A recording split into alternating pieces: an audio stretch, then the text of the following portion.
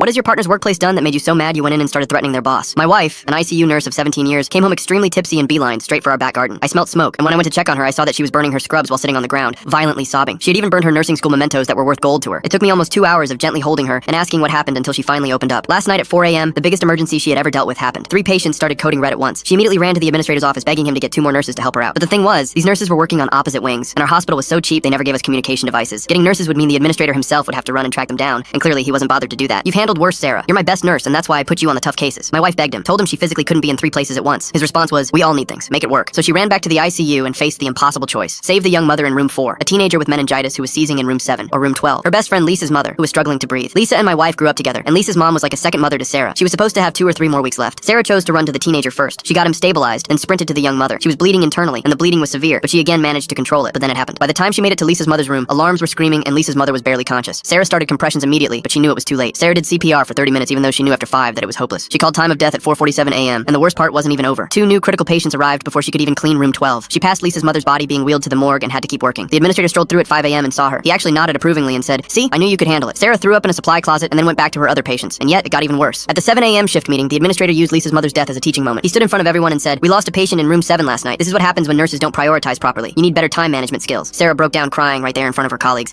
The administrator's response was, "And this emotional response is exactly the problem. This kind of behavior affects team morale. Document everything properly and see me after your shift." He wrote Sarah up for emotional unprofessionalism. After Sarah opened up, she passed out intoxicated on the couch, and that's how I spent my day planning. I'm a former military medic. I know what it's like to make life and death decisions. I knew how Sarah felt, and for some lazy effing eye hole to make my Sarah feel that way, I wasn't gonna let that slide. I drove to the hospital at midnight and parked in the administrator's reserved spot. I didn't sleep. I waited in the darkness until he showed up at 6 a.m. for his shift. He was furious about his parking spot, but when he stepped out, I did too. I walked right to him and told him we needed to talk about what he did to my wife. I honestly wanted to act in a way that would get me 25 to life, but I restrained myself. Instead, I told Mr. Cheeseburger Gut in front of me that the patient who died last night was Sarah's best friend's mother, that he literally forced my wife to choose between who lived and who died. He wasn't interested though. He tried to push past me, but sadly for Mr. Cheeseburger Gut, I stood firm. That's when he threatened to call security and report my wife for abandonment. He said, "That old woman was dying anyway. This is part of the job." I clenched my fists and told him to say that again. "Okay," he said. "She was gonna die anyway. Me going around chasing for a nurse who was God knows where wasn't worth it." That's when I pulled my phone out of my pocket. "I've been recording you the whole time," I said. His face went white. Full story on channel linked below.